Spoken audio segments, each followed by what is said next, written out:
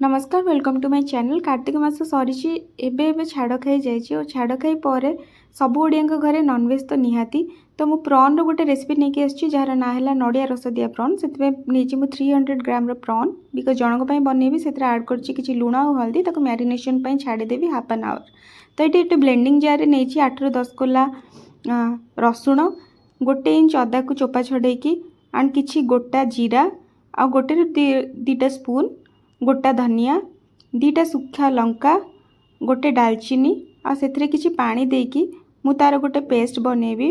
Blend कला परे ये भला पेस्ट ही रहिबे। देखंतु से पेस्टा को मुझे बनैकी साइड करदेवी। एबे आउ गोटे जिनस आमर बनैबार अच्छी जोटा है नड़िया नड़ियार रस। जदि नड़िया रस आपन को फ्रेश कोकोनट मिल्क मिलूची भल कथा, जदि न मिलूची पैक्ड मिलूची मार्केट रे सेटा भी आप यूज करेंगे किंतु ट्राए करेंगे फ्रेश कोकोनट मिल्क दवापाई। तो ये देखो आ गोटे पैन गरम करछि मुझे ऑयल देके प्रॉन को भल भाव भाजीदेवी। मन रखिए जो प्रॉन को फ्राए करुँच बेसी डीप फ्राए करेंगे बिकज प्रॉन टाण हो जाए। सब ट्राए करेंगे कि अधा प्रॉन भाजिक रखिए। तो ये रेसिपी मोस्टली समस्ते कंचा प्रॉन ही यूज करती।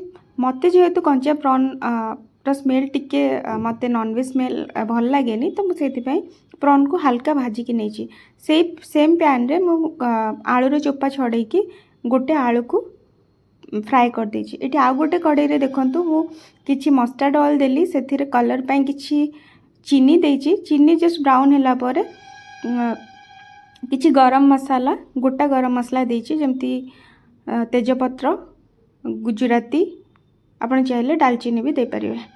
तो सेठी मु ऐड कली 2टा चॉप्ड अनियन पियाज को बहुत भल भाव ये काटिकी देछि छोट छोट करके बिकज मसला सीझापी इजी हम। तो वांस पियाज टिके टिके गोल्डन ब्राउन हो आसो तापर मुझे ऐड करदेवी आमे जो मसलाटा बाटिकी रखी ब्लेंडिंग जार रे माने अदा रसुण पेस्ट ता सहित धनिया जीरा डालचीनी आउ सुखिला लंकार जो पेस्ट आमे बनैथिले ताकू देकी ये भाव में भल भाव कषिबे।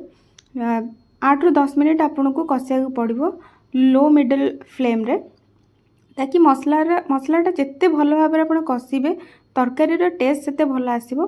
तो ये मु ब्लेंडिंग जार रे किछि मसला लगी जाइतिला तो समस्त ये अभ्यास थाए तो मुझा तार पानी दे देथिली आ सेपटे मु से जो फ्रेश कोकोनट मिल्क ताकू ब्लेंड करिकी ताकू स्टेनर रे स्टेन करिकी रखी। तो ये देखो मुझे किसी हल्दी आउ सॉल्ट ऐड कर देछि। आउ सब बेले ध्यान देवे कि हल्दी आउ सॉल्ट देखिकी देवे बिकज आमे ऑलरेडी जो प्रॉन भाजिले ताको सही प्रॉन रे मैरिनेशन करके आमे रखी हल्दी आउ लुण। तो सेठी आपनकर मेजरमेंट भूल हो पारे तो देखिकी देवे। आइटी मु ऐड कर देछि किछि काश्मीरी चिली पाउडर जार किछि राग न थाए किंतु कलर भल आसी थाए से मुझे देछि। आ जेहेतु 2टा सुखिला लंका मु ऐड करथिली जेतेबेले मसाला बनैथिली अदा रसुणर पेस्ट तो मु एक्स्ट्रा लंका किछि दउनी। तो ये मु टिके पानी देके ताको घोड़ेइबा पई छाड़ी देथिली लो फ्लेम रे 5 मिनट पई। तापर मु ऐड कर देछि गोटे टमाटो ताको भल भाव में चॉप कर देथिली एंड लास्ट रे मु ऐड करेबी फिश करी पाउडर जोटा एवरेस्ट रो थिला ताको आउ टिके भल भाव में कषिया पई छाड़ी सारला परे सेथिरे मु से जो फ्राइड प्रॉन थिला आउ आलू थिला ताको मु ऐड कर देछि। टिके कषि देला परे 5 मिनट वेट कर जिवे। टिके पानी सोक हेकी कड़ाई रु तेल साइड रु छाड़िबा स्टार्ट कले जानिबे कि आपन को तरकारी ठीक भाव में तार कंसिस्टेंसीटा रही। तो देखंतु तरकारी कषि चलची।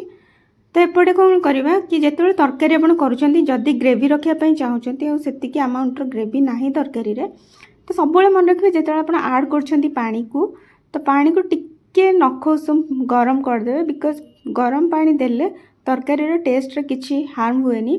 जदि कंचा पानी ढाली दौरान तो तरकारी टिके पानी चिया लगे। तो मुझे देखो भल भाव में कषि देछि से ऐड करदेली कोकोनट मिल्क। लास्ट मन रखिए कोकोनट मिल्क लास्ट देवे।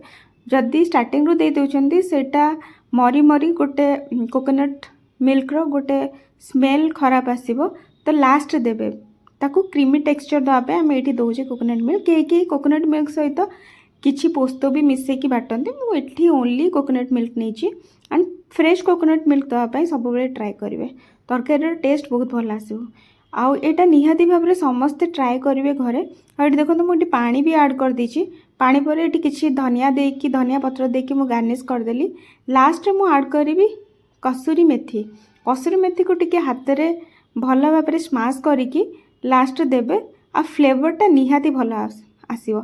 एठी देखो आपनकर बनीगला नड़िया रस दिया प्रॉन आ एठी गरमा गरम भात सहित